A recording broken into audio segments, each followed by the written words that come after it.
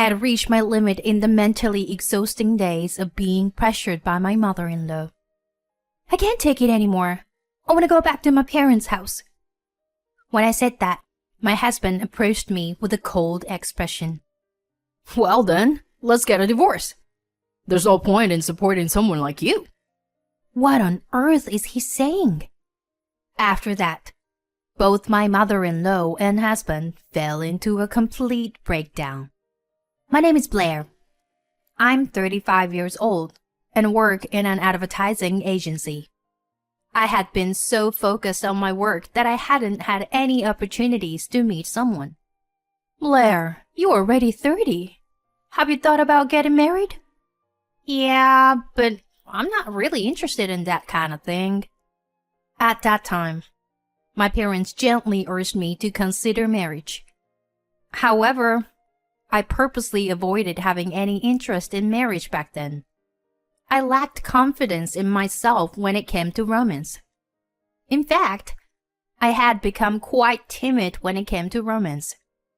I was afraid that even if I desperately tried to find a boyfriend, we would break up before reaching marriage. I didn't want to be filled with expectations and then be betrayed. Just the thought of it made my heart ache. I had been through a terrible breakup with a boyfriend in the past. I thought he cared for me, but it turned out he was cheating on me with multiple women. When I confronted him about why he would cheat, he made cruel remarks. If you eat French cuisine and high-end steaks every day, won't you get tired of it? Don't you ever feel like having something light and subtly flavored? Huh? What are you talking about? It's normal to occasionally want to have fun with other women. That's what I mean. He said that and mocked me. This incident became the catalyst for my fear of love, and I closed my heart off to men. I hadn't told my parents about this, but somehow they seemed to understand that I was afraid of romance.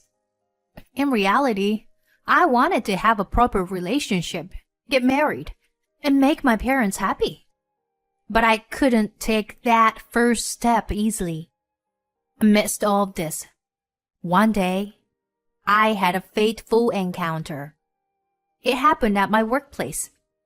We've secured a new deal this time. You be in charge of that company, Blair.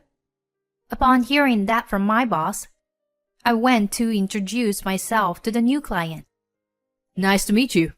I'm Holland, in charge of N Company. Nice to meet you too. I'm Blair, from S Company. We exchanged business cards.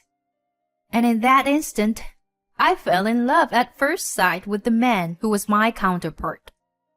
Harlan's appearance, atmosphere, and voice were all my liking. From then on, I looked forward to every visit to his office. He always interacted with me with a refreshing smile, and I couldn't help but feel excited. Before I knew it, I found myself smiling and laughing like a fool. But of course, I still managed to handle my work perfectly. Blair, you're really capable at your job. There's a lot I can learn from you. No, that's not true at all. Oh, come on. You don't have to be so modest. By the way, if you were interested, would you like to have a meal together sometime? Whenever you're free, after things settle down with our current project. Yes, definitely. I naturally accepted his invitation to have a meal together. The old me would never have done such a thing. Strangely, I felt naturally inclined to accept his dinner invitation. A few days later, we went out for a meal after work. He was very gentlemanly, and the conversation was incredibly enjoyable. While he was serious during work, in private, he had a great sense of humor and was friendly and cheerful. That's why I found myself becoming more and more attracted to him. It had been a long time since I had developed feelings for someone. And from then on, he started inviting me out for meals regularly. Being with you, Blair, makes me feel very calm. Oh, is that so? I'm happy to hear that. Yeah. That's why, if you're okay with it, would you like to go on a date with me? Oh, a date? I wouldn't force you if you don't wanna. No way. No. I mean, I'd love to. Me too. I want to go out with you, Harlan. Really? Great. Well, first, how about an Italian? There's a place I've been curious about. Yes, let's go there. I was thrilled to be invited by him on a weekend date. I even bought new clothes for the occasion after a long time. With determination, I embarked on a date with Harlan. That outfit looks good on you. It suits you very well. Thank you very much. He praised the new clothes I bought, and I thought he was a caring and kind person. We went on several dates and eventually became a couple. I hadn't had a boyfriend for many years, so I had some anxieties. But the desire to be in a relationship with him was stronger. He always took the lead. I felt that I wanted to be with him forever. Then, 2 years after we started dating, he proposed to me. Until now, I wasn't interested in marriage or anything like that. But when I met you, Blair, I realized I wanted to get married for the first time. So, will you marry me, Blair? Saying that, he handed me the ring. My answer had already been decided. Yes. Of course I'll marry you. And so, we decided to get married. When we informed our parents about the decision to get married, they were overjoyed. Seeing my mother shedding tears of happiness, I felt a twinge of regret for causing her so much worry. I was glad that I could fulfill my duty as a daughter by getting married. We then went to meet each other's parents, and my parents were very fond of Harlan. He is such a refreshing and well-mannered person. Yes, it seems like he's working hard in his job too. We can entrust Blair to him with peace of mind. I was happy that both of my parents accepted him. We successfully completed the greetings at my in-laws, and we decided to have a wedding ceremony. Many friends and co-workers attended the wedding and celebrated joyously. I received words of blessing from everyone and experienced unparalleled happiness. After that, we went on our honeymoon to Europe, and our married life as husband and wife began. I continued working even after getting married. Therefore, we shared the household chores. On days with overtime, we cooperated and took turns cooking and cleaning. My husband had lived alone for a long time, so he could manage to cook to some extent. Even though it was mostly simple pasta, I was grateful that he made it. On our days off, since we both enjoyed visiting cafes, we would search for new cafes we hadn't been to and go together. We also went to the beach as part of a drive and had a great time together. Our newlywed life was very happy in that way. I, who was timid in love, never imagined I could have such a happy married life. So I was truly delighted. We will continue to create joyful memories together in the future. We want to have kids too. I was thinking like that. So I never dreamed that such hellish days would come after that. 3 years have passed since we started our happy married life together. We still had a great relationship and were happy. In the midst of that, one day, an unexpected event occurred. Huh? Dad collapsed? It was a sudden message from my mother-in-law. She said that my father-in-law suddenly collapsed at home and was taken to the hospital by an ambulance. We immediately headed to the hospital. The cause seemed to be a heart attack. He underwent emergency treatment, but my father-in-law passed away. Why did you leave me behind? My mother-in-law, seeing my father-in-law sleeping in the hospital room, broke down in tears. Both my husband and I were deeply saddened by his death. But my mother-in-law's despair was unbearable to witness. Even during the funeral, she was engulfed in sorrow. It seemed like my husband had some thoughts as he observed her state. After the funeral, my husband approached me and said something like this. Leaving Mom alone is a concern. I'm thinking of living together in my parents' house. Huh? Living together? Yeah. Seeing Mom's despair worries me. What do you think? Harlan, to be honest, I wasn't very enthusiastic about living together. I thought about whether it was the right thing to do for the sake of my husband. Okay, let's do it. Thank you, Blair. I'll contact Mom right away. My husband said that and called his mother, deciding to move to his parents' house. My mother-in-law, feeling lonely being alone, quickly accepted the idea of living together. And so, our cohabitation with my mother-in-law began. Even though we started living together, my mother-in-law still carried the heavy burden of grief from losing her husband, and she wasn't very energetic. So my husband and I shared the household chores as much as possible, trying to lessen her load. The house was bigger than our previous one, so it took a bit more time, but it wasn't a major issue. However, around 6 months, my mother-in-law's attitude started to change. Hey, Blair? Why are you letting Harlan do the household chores? Oh, well, since we both work, we've always shared the household chores. What are you saying? The wife should do that kind of thing. What?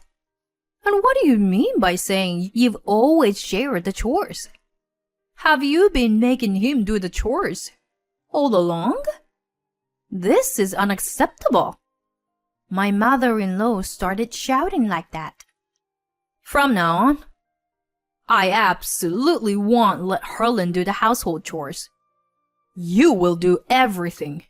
You got that? What? After that, all the household chores ended up being my responsibility. Whenever my husband tried to help, my mother-in-law would say, Harlan, you don't need to do them. She tried to prevent my husband from doing any household chores at all. I ended up struggling with all the housework on my own every day. Meanwhile, my mother-in-law seemed to be getting more energetic day by day. In proportion to that, she became more strict and critical towards me. What's this? This dish doesn't taste good at all. Did you always feed my son with such terrible food? Unbelievable. My mother-in-law constantly complained about my housework like that. And my husband didn't intervene to stop her bad-mouthing me. Hey, why don't you stand up for me? Isn't it a sign that Mom is feeling better? Let her say a few things. She's grieving for losing Dad, you know. It's a good thing that she is feeling better. But logically, it's not right. I have no reason to endure complaints and bad-mouthing from her. But her insults towards me just never stopped. She also put pressures on me, asking when we would have her grandchildren, or when I would quit my job. The burden of chores increased, and I was under stress from my mother-in-law, both mentally and physically. And in the midst of all that, an incident occurred that made me suspect my husband's infidelity. I learned about it from a colleague. Isn't this Harlan? The colleague, who was on a trip to a local tourist spot, witnessed Harlan walking with an unfamiliar woman there. Harlan had said he was on a business trip that day and wasn't at home. When I looked at the photos sent by my colleague, there was no doubt it was Harlan. Perhaps she was someone he was traveling with on a business trip. Or maybe...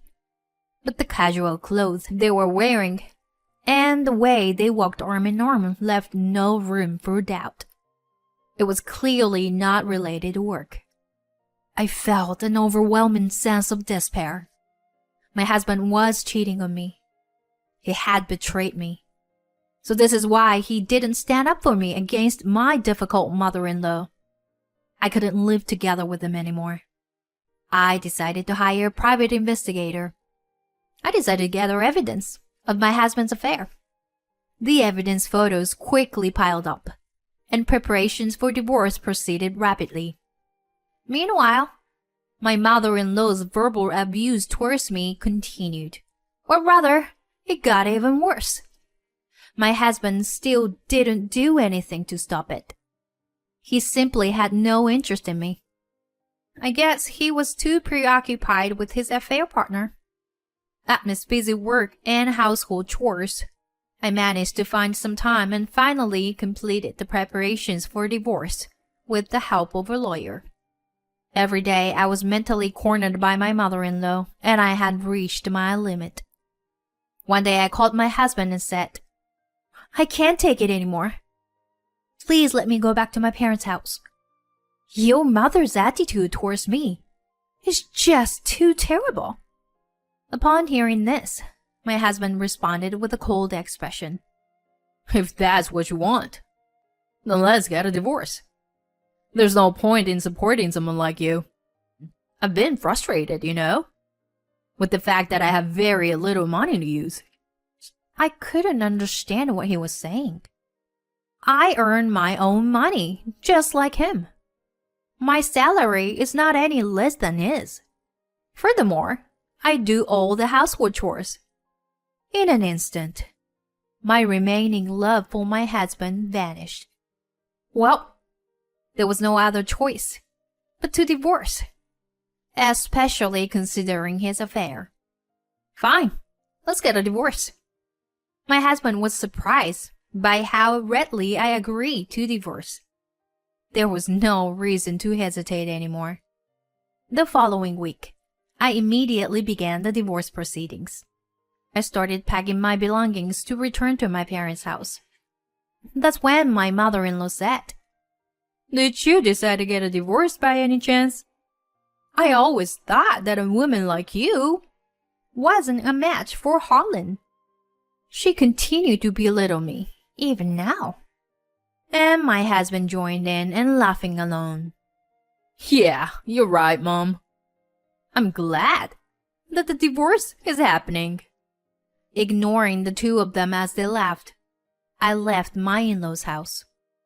Afterward, both my mother-in-law and husband experienced a rapid downfall. I immediately sent proof of delivery to my husband's workplace through my lawyer. The contents, of course, included a demand for compensation for the affair. I also claimed compensation for the mental anguish caused by the constant harassment from my mother-in-law. As a result, everyone at my husband's workplace came to know about it. Career advancement is out of the question. My husband will likely be demoted or fired. As for the affair partner, she couldn't bear the cold stares from her surroundings and voluntarily resigned. And it seems that my ex-mother-in-law and ex-husband have the worst relationship imaginable. It's because of you, Mom, that I have to pay a large amount of compensation. What did you say? It's because you had an affair. It seems that my ex-husband blamed my ex-mother-in-law, and they cut ties with each other. Furthermore, my ex-mother-in-law's harassment of me became known among the neighbors, and she became isolated, spending her days in loneliness. On the other hand, I have been living with my parents and working hard on my job. In the summer, I decided to move out of my parents' house and purchase a new home. With a substantial amount of compensation and my diligent work, I recently received a promotion. I want to continue working hard and earning a living. I'm excited about the new house, and I'm thinking of finding new hobbies and enriching my life. From now on, I will live for myself and focus on my own happiness.